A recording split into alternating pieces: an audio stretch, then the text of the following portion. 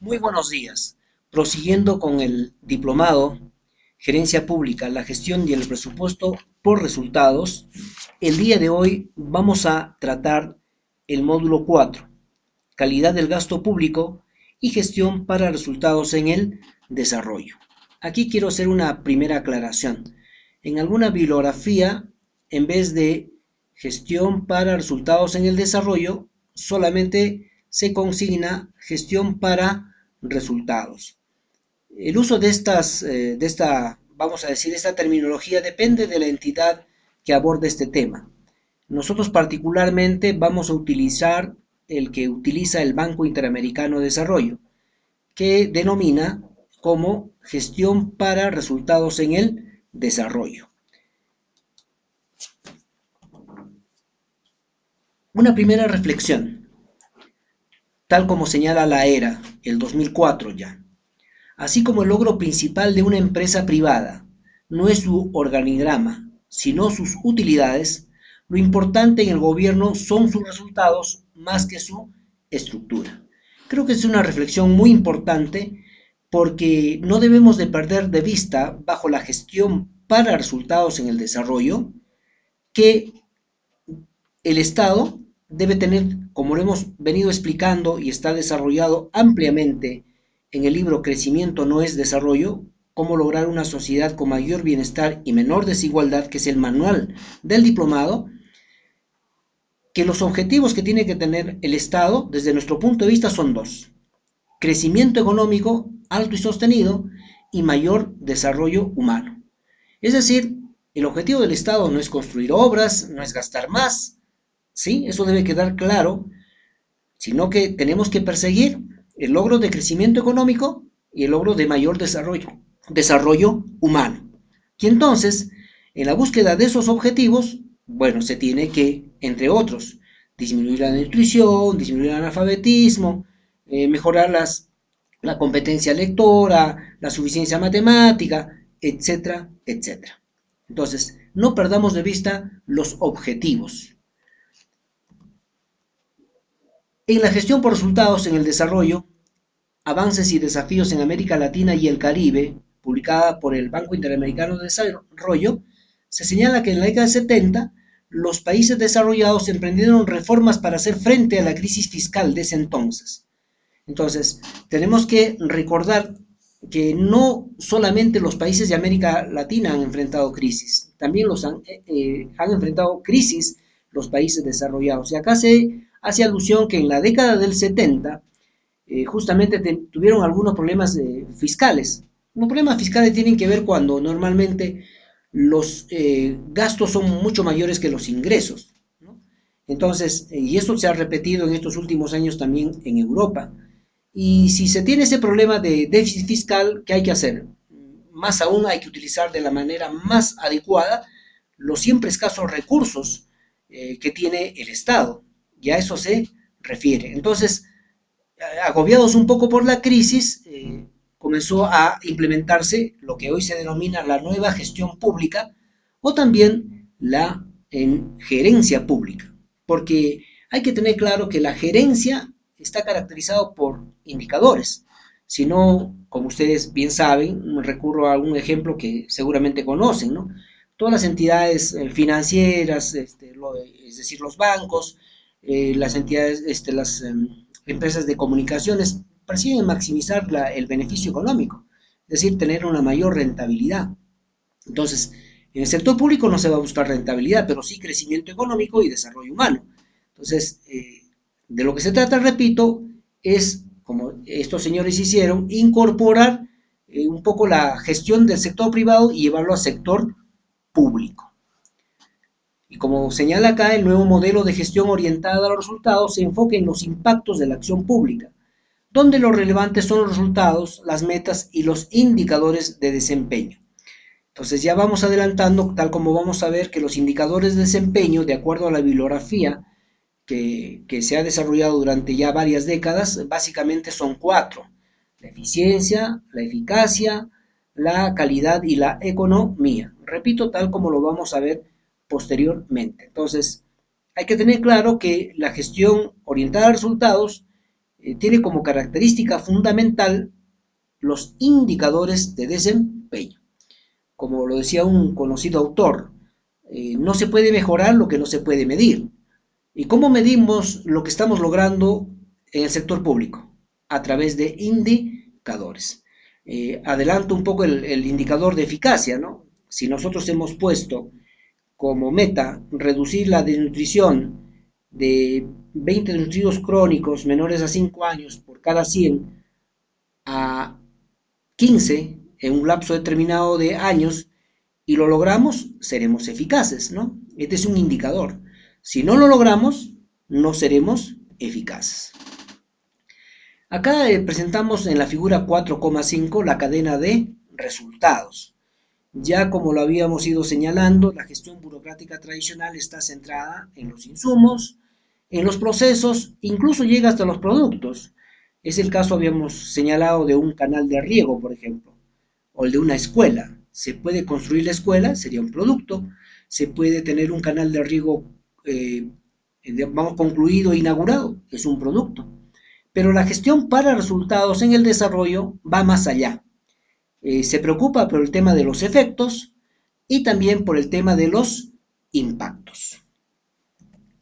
Entonces, según García, que es uno de los estudiosos de esta gestión para resultados en el desarrollo, pues acá se caracteriza que son los insumos, que son los procesos, los productos, los efectos y los impactos. Nos vamos a detener en efectos, que dice cambios en el comportamiento o en el estado de los beneficiarios como consecuencia de la recepción de los productos. Y los impactos, cambios en las condiciones de vida de la población objetivo. Entonces, vamos a verlo a continuación a través de un ejemplo. Pero acá quiero resaltar que, como se señala, así como hay una lógica vertical en el marco lógico, ¿no? Es decir, la realización de actividades permite que se obtengan los componentes, esto permite el logro del propósito, lo que contribuye esto al fin del proyecto. También hay una lógica vertical en la cadena de resultados, y eso lo que vamos a ver a continuación. Esta es la matriz de marco lógica, ya muy conocida por la gran mayoría, donde justamente repitiendo lo que dice la lógica vertical. Si se logran las actividades, se logran los componentes. Si se logran los componentes, se logra el propósito, y se logra el propósito, se logra el fin. Vamos a recordar el ejemplo que también está ilustrado en el libro sobre el canal de riego. Si, para hacerlo más ágil, si logramos componentes, por ejemplo, vamos a decir el reservorio, que es uno de los componentes, más otros componentes propios de un canal de riego, se logrará el propósito. ¿Y cuál normalmente es el propósito de un canal de riego? El propósito de un canal de riego es el incremento de la productividad, y ese sería el indicador, el incremento de la productividad, ¿no? Y el fin, hipotéticamente, ¿cuál sería? Que a través del funcionamiento del canal de riego, o sea, el logro del incremento de la productividad, que es el propósito, se podría lograr la mejora del nivel de ingresos de la población beneficiaria, ¿no? Digamos, de la localidad donde se ha ejecutado el canal de riego, ¿sí? Entonces, el propósito tiene que ver con una relación directa de lo que haga el gerente del proyecto, en este caso incremento de la productividad, pero el fin es algo más superior, ¿no? Que, como decimos, es mejorar el nivel de ingresos de la población. Entonces es lógico, ¿no? Si logra los componentes, se logrará el propósito. Si se logra el propósito, en este caso incremento de la productividad, se contribuirá al logro de la finalidad. Y acá están las cadenas de resultados, ¿no? Entonces, esta matriz de marco lógico es muy útil, muy importante, se utiliza mucho, es trascendente para toma de decisiones, para evaluación de proyectos. Acá tenemos los procesos, acá tenemos los productos, que tiene que ver con los componentes. El propósito, el logro del propósito en la cadena de resultados son los efectos. Y el logro del fin tiene que ver con el logro de los impactos. Entonces, la gestión para resultados en el desarrollo centra su accionar en los efectos y en los impactos. Desde el punto de vista del marco lógico, en el propósito y en la finalidad. No es que no sea trascendente los componentes, las actividades, sí lo son, pero no olvidemos que la gestión para que la gestión burocrática solo llega, solo llega hasta los productos y no se preocupa por los efectos y los impactos, cosa que sí sucede con la gestión para resultados en el desarrollo. Aquí hay un ejemplo que quisiéramos que lo revisen. Acá están los insumos, los procesos. Por ejemplo, en este caso de un tema educativo, los productos serían alumnos matriculados, alumnos promovidos. Los efectos serían porcentaje de estudiantes de doceavo grado que obtienen por lo menos 7 sobre 10 en las pruebas estandarizadas de aprendizaje. Y los impactos serían porcentaje de egresados que consiguen empleos en el sector formal de la economía, ¿no? Entonces, como ustedes pueden observar, el impacto va mucho más allá. De acuerdo a la bibliografía que se revisa, pues normalmente los efectos son, vamos a decir, medibles después de 2 o 3 años de culminado y entrado en operación del proyecto, y los impactos normalmente se miden después de 5 años de culminada y entrada en operación del proyecto. Entonces, la gestión para resultados en el desarrollo se puede definir como aquella que permita al Estado lograr sus objetivos estratégicos, ¿no? Ya habíamos dicho, los dos grandes objetivos estratégicos son el crecimiento económico y el desarrollo humano, pero para lograr el desarrollo humano habrán otros objetivos, ¿no? Estratégicos. En este caso, disminuir la desnutrición, el analfabetismo, etcétera, etcétera. Entonces, lograr sus objetivos estratégicos mediante programas y proyectos públicos. Como ustedes saben, los programas son un conjunto de proyectos, ¿no? Simplemente. Entonces, como dice acá, tanto estos programas y proyectos son medidos mediante indicadores de desempeño, que ya hemos dicho y repetimos, básicamente es la eficiencia, la eficacia, la economía y la calidad. Sin embargo, hay que resaltar que los que más se utilizan son la eficiencia y la eficacia.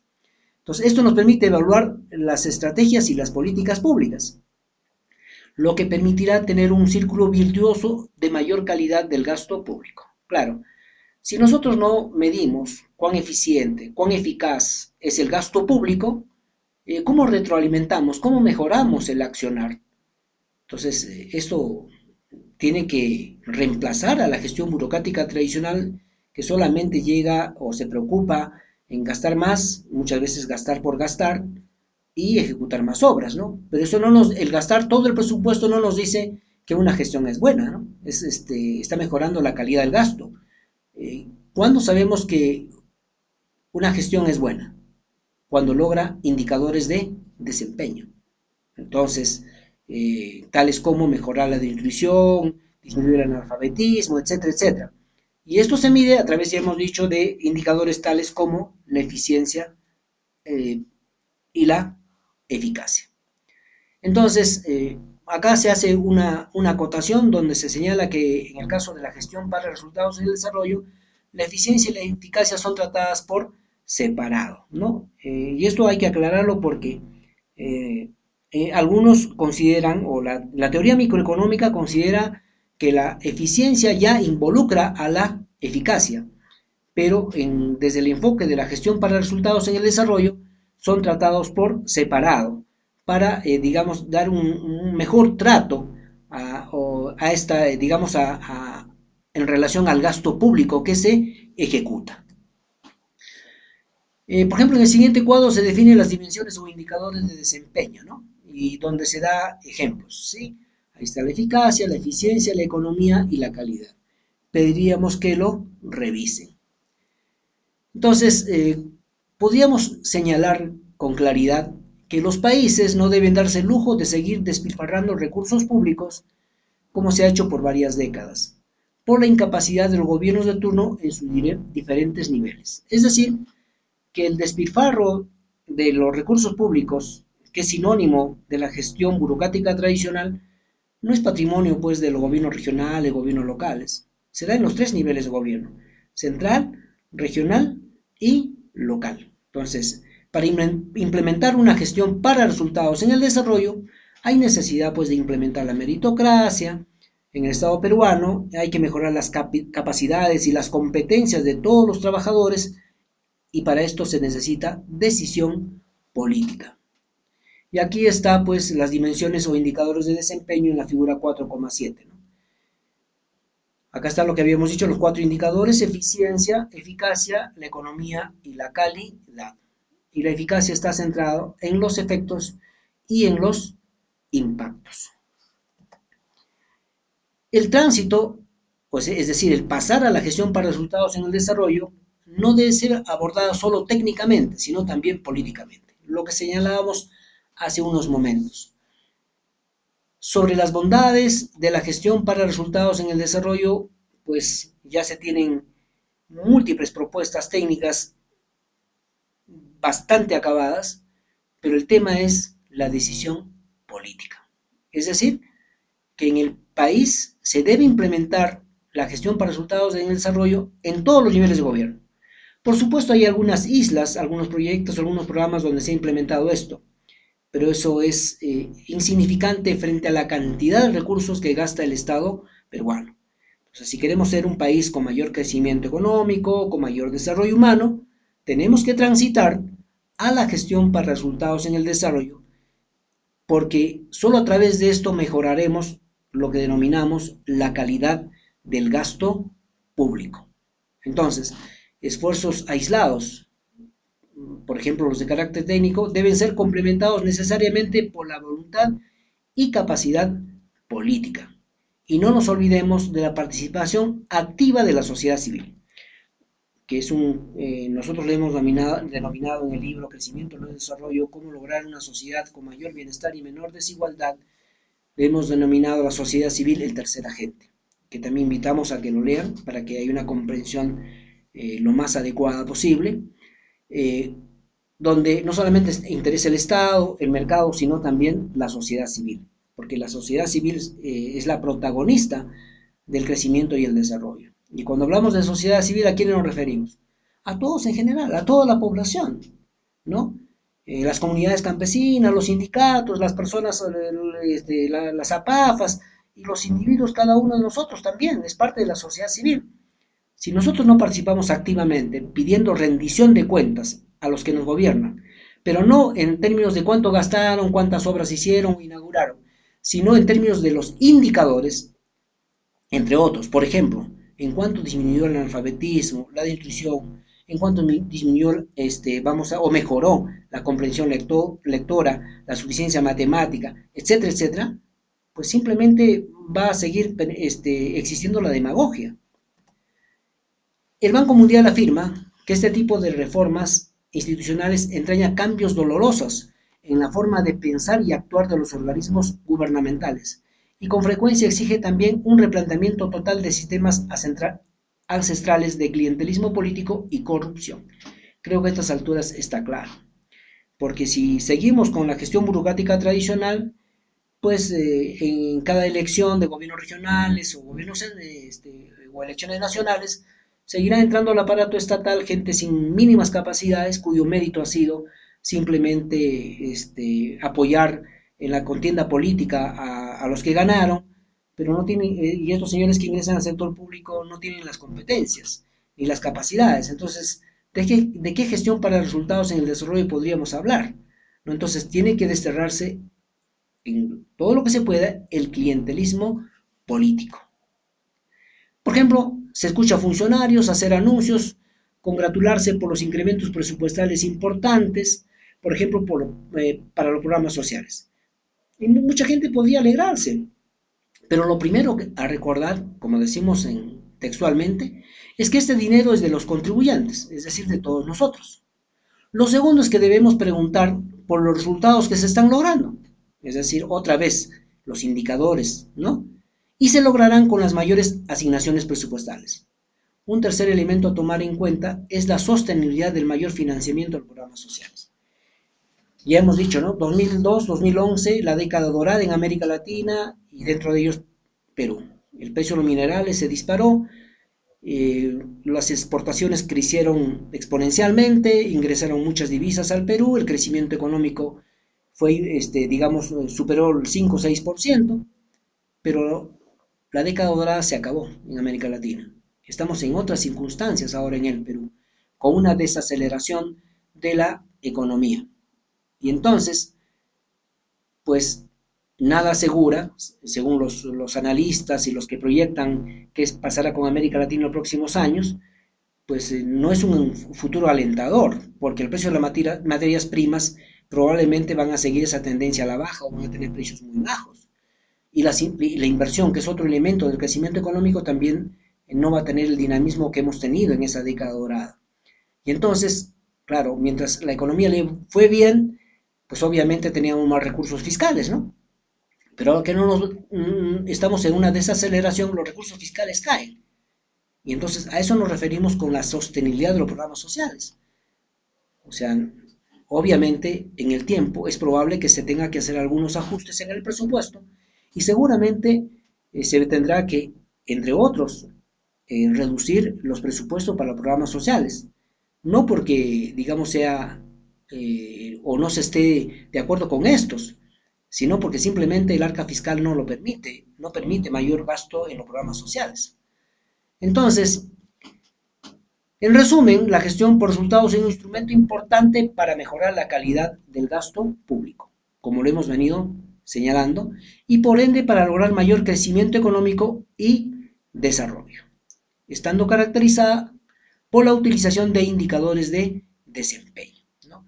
Entonces, estos indicadores pues, nos permite evaluar los proyectos, los programas, las estrategias y las políticas públicas. Entonces, no nos olvidemos que las políticas se traducen en programas, los programas se traducen en proyectos, ¿no? Y todo esto es parte de una estrategia. Entonces, si revisamos a través de indicadores de desempeño cuál es la performance del gasto público, podremos hacer las mejores que sean pertinentes.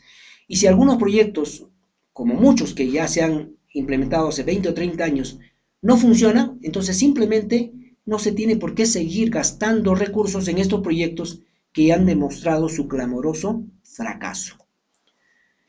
Entonces, como decimos acá, la definición de gasto público de calidad es vital para determinar si los impuestos pagados por los contribuyentes están siendo bien utilizados, permitiendo entonces determinar cuán buena o mala ha sido o es la gestión de los responsables del gasto público.